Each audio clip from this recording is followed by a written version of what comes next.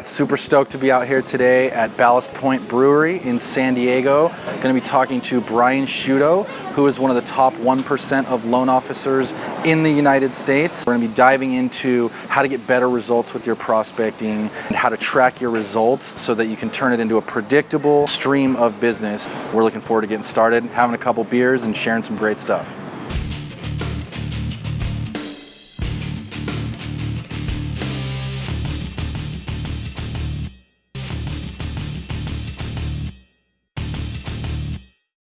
So we like to have a little fun with these interviews. We like to enjoy an adult beverage, and San Diego has a lot of really great microbreweries that we like to visit. Today I'm enjoying the Longfin Lager, and Brian is having I'm doing the Commodore Stout. The Commodore Stout. Thick and chocolatey and coffee-y, just like he likes it. Cheers, let's have a drink. Cheers. And today we're going to be talking about how to get better results with your prospecting. We're going to be diving into something that's called the GreatnessTracker. It's something that was developed by the CORE program, which is something that Brian's been a part of. Got some great insights by working with hundreds of realtors into what's working, what's not working, and how to improve the results that you're getting from your prospecting. But before we get into that, I want to tell a little funny story about Brian. Brian used to be a lifeguard up in, Santa Monica? Malibu, Santa Monica. Up in Malibu and Santa Monica, and he actually spent some time on Baywatch. He knows a little bit about how to be the Hoff and how to be Hoff-tastic and how to charm his way onto the screen. I was in a lot better shape. I definitely didn't make the night glow back in that day. I actually had a tan, believe it or not. And it was a lot of fun getting to stare at Pamela Anderson back in her heyday every single day. So yeah, that sounds like too bad. That sounds pretty cool. Yeah. So anyway, sorry, that was just a side note. Why don't you tell us a little bit about the CORE program and what it's all about and what it's done for your business? Yeah, absolutely. So I got introduced to the CORE in 2012 when I started producing in this industry, and that year was a struggle for me. I was working 105 hours a week, and I wasn't making very much money, and I got introduced to this program, introduced exactly to the GreatnessTracker, what we're going to talk about today. And I can tell you it literally changed my business, literally changed my life. So why don't we address the big elephant in the room, prospecting, and prospecting sucks, or at least that's the big perception out there. No one wants to prospect. The phone's way too heavy in the mornings to even want to lift and start dialing, and we've all kind of dealt with that, but we all also know that the fortune's in the follow-up, and that the more contacts you make, the more relationships you cultivate. The more relationships you cultivate, the better you're going to do in this business, right? It's really all about who you know. So as far as addressing the elephant in the room, how would you respond to someone that doesn't want to prospect, doesn't like to prospect, is afraid of prospecting?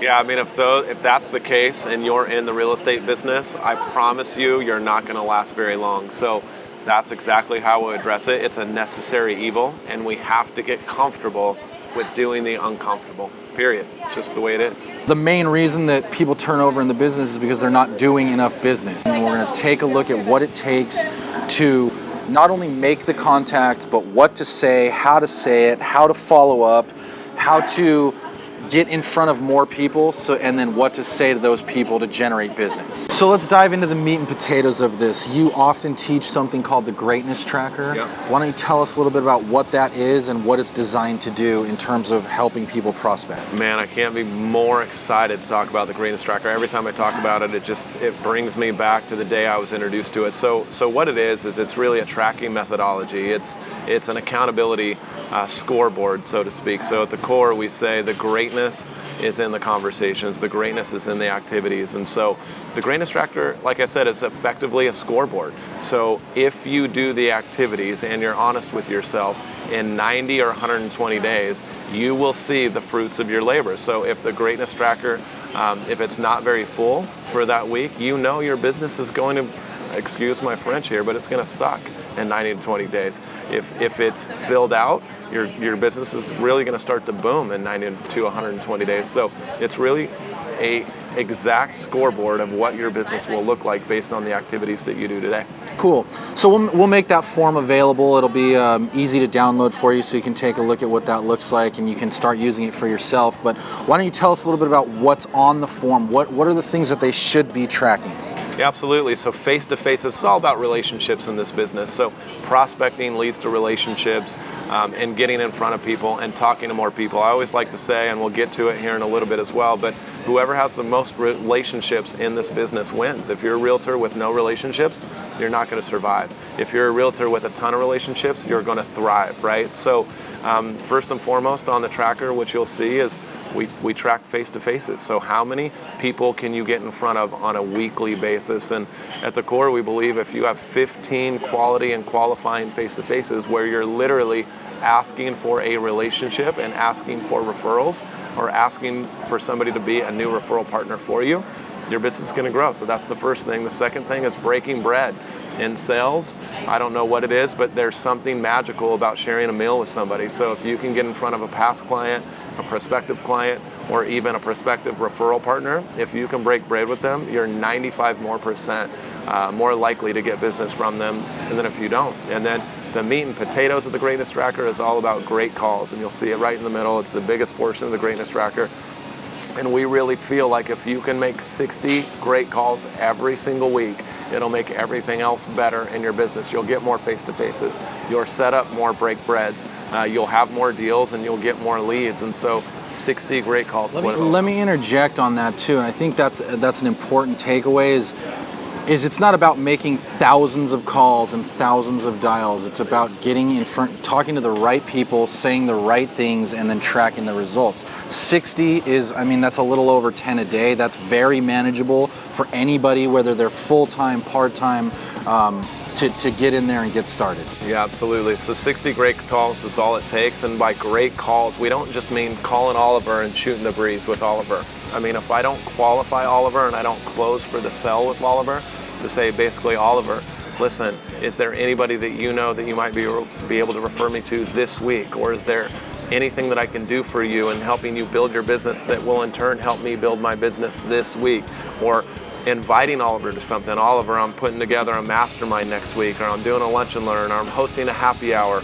Would you like to attend? Like, those are qualifying closes. The definition of a great call means that they've contacted someone that's either a past client or referral or whoever, and actually asked for business. Yep. Listen, every single time if you're in sales, I don't care if it's your mom, your best friend, a past client, a prospective client, if you don't close for the sale before you hang up, you're not building your business, and that's just a fact. And I think one of the things that the core has taught me and the Greatness Tracker has allowed me to recognize is to close for the sale every time. Otherwise, I can't write that call down on my Greatness Tracker. It doesn't make the scoreboard.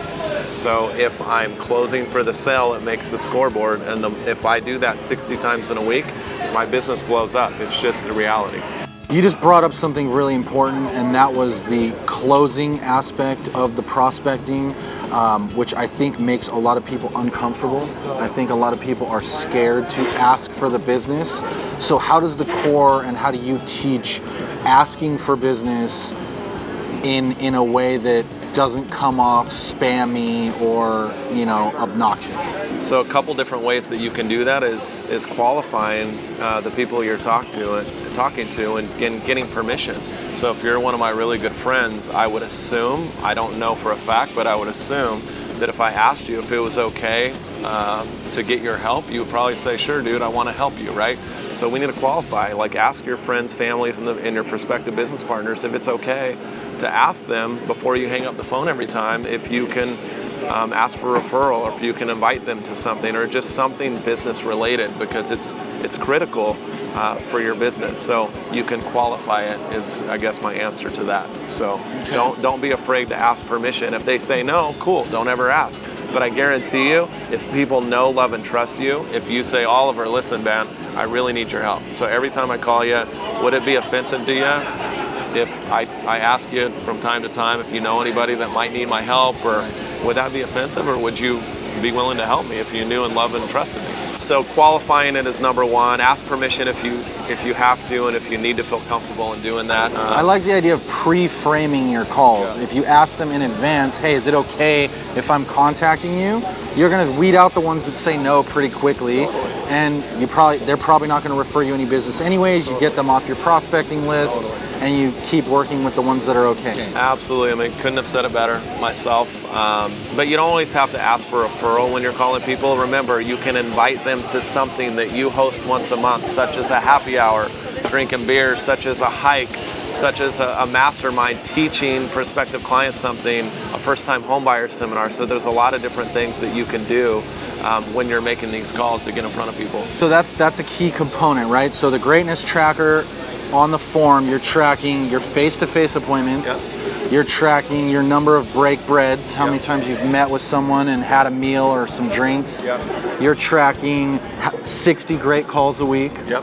And then tell me a little bit more about the events and the last few items that are on it. Absolutely. So I think as real estate agents, one of the things that we get a little too caught up in is events. Like, I think a lot of realtors go to a ton of events, and the core says, look, we get a little too wrapped up in that. Really, we should do 1 or 2 events a week, and that's it, because those are convenient distractions from prospecting. So oftentimes at events, people don't ask for business. They don't close for the business.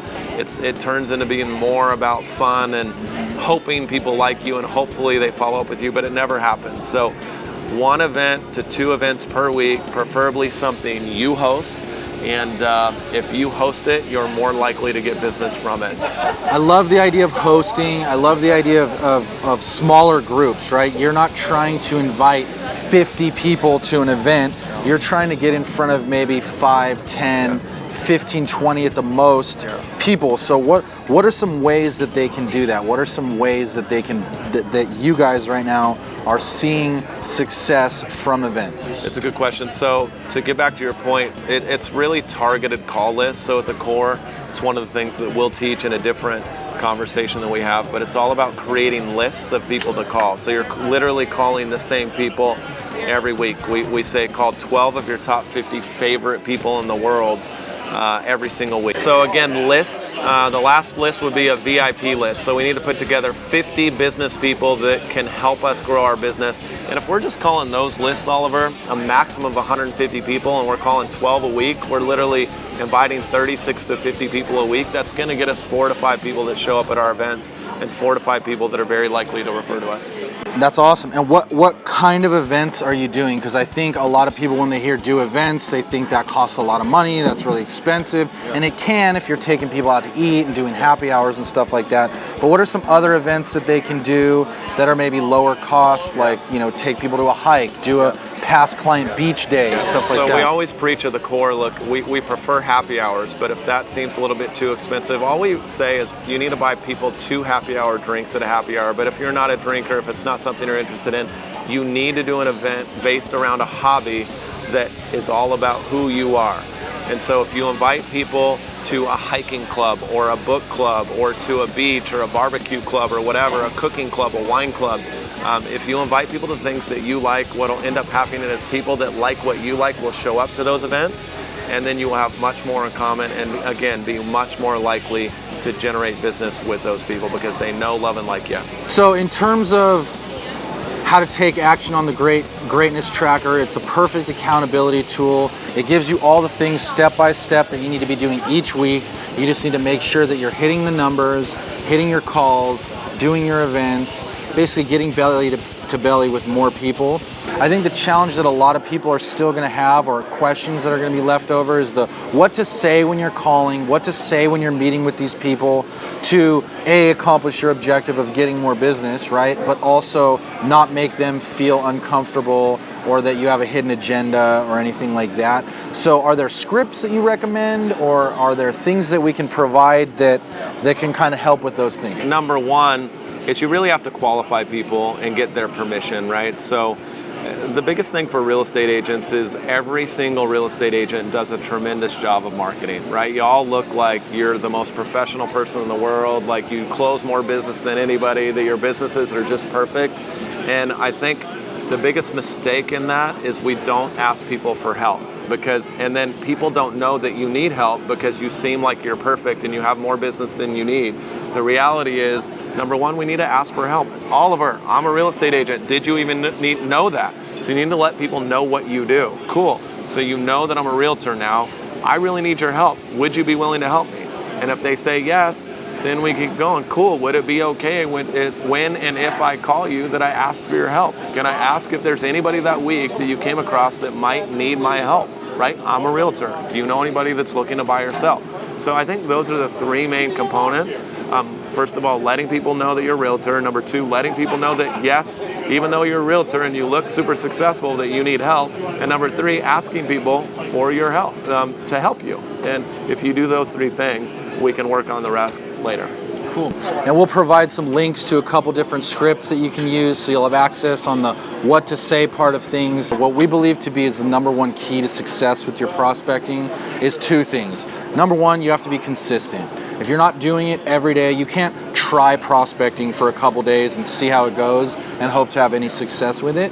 And number two is you've got to track your numbers. You got to know your numbers. You got to know how many calls you've made, how those calls are going, how those, if they're leading to appointments, if they're leading to transactions, and all of those things. Yeah, I mean, I'll speak to that. So that's what the Greatness Tracker is so brilliant. Even though the form is so simple, it's so brilliant because it helps you do both of those things. Consistency. You know, every single week that you're going to try to fill up that scoreboard as much as you can, because you know the more it's full, the more success you're going to have. And number two, knowing the numbers. I mean, the numbers don't lie. So if you're honest with yourself and you're only writing down qualifying conversations, qualifying face-to-faces, qualifying belly-to-bellies, you will absolutely build your business. So that's the brilliance of the Greatness Tracker. It's so simple, but it's so accountable. Awesome. Well, Brian, always a pleasure. Cheers. And now you're in the know. We'll catch you on the next one.